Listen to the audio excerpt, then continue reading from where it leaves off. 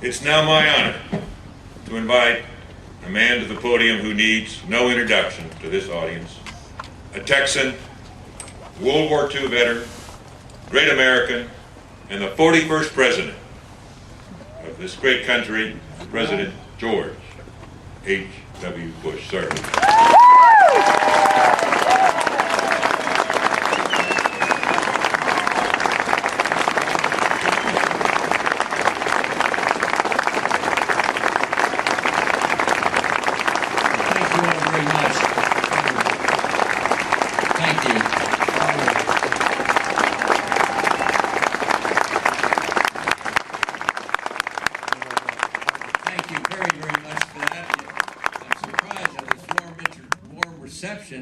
After you're sitting out here in the freezing cold for 2 hours.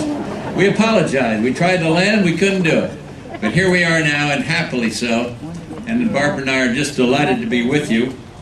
I want to salute, of course, the Commandant of the Marines, our illustrious, wonderful position held by a wonderful general.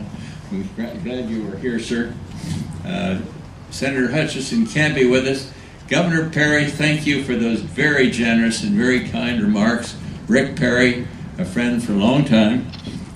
The Speaker, I'll say no more about him except to say he also is a friend and doing a great job. Joe Strauss, some of you may know him, some may not, but a good man right over here.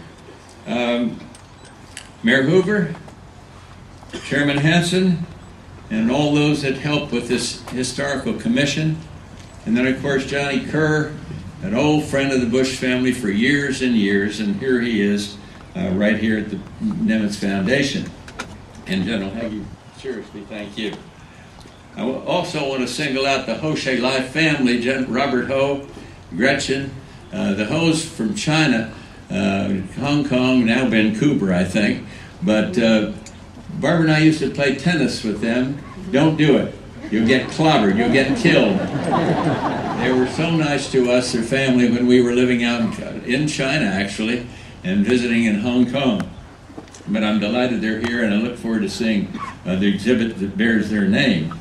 I want to thank the Golden Knights, who could not jump in here, but some of them are right here. Great paratroopers.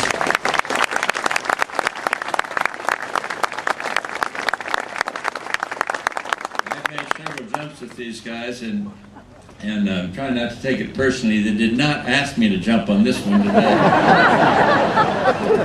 But I am planning to make another jump with them on my 90th birthday.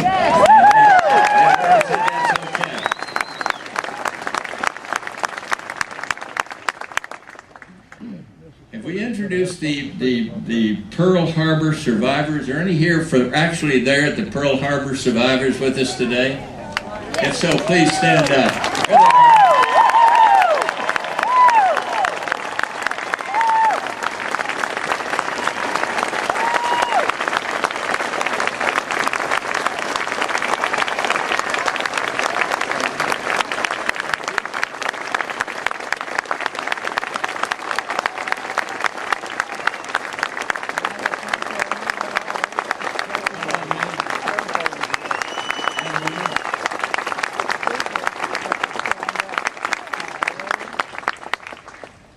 All of them can tell amazing stories.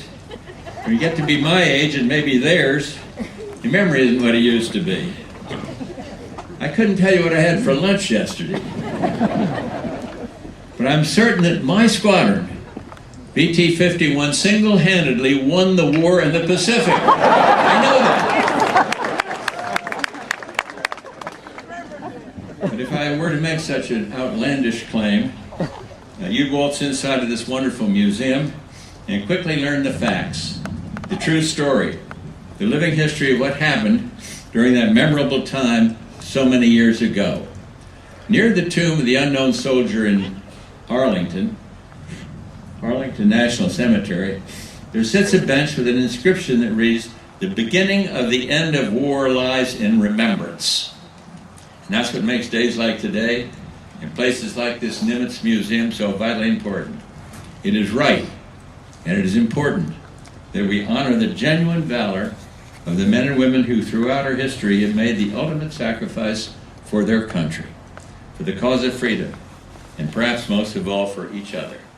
Those who survived the war are always haunted by the memory of those they lost, the friends who never came home.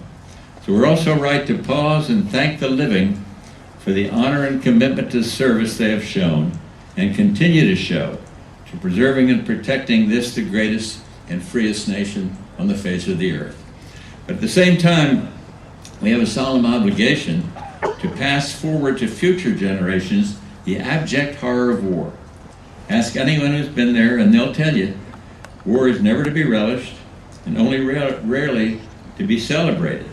Most of all, it is documented and remembered and used as a lesson, as an example of what happens when mankind falls short of its highest aspirations. It is in the act of telling the full story of war, the heroism, the moral justness of a cause, as well as the great suffering, that makes this remarkable museum such a special place and a vital contribution to our country. How fitting then that it should be placed here in the heart of our great country, in the very heart of our great state. Barbara and I are so pleased to be with you on this important day, and we wish each and every one a Merry Christmas. We hope you go in and thaw out, look around at the museum, and God bless you, and thank you so very much for coming here today.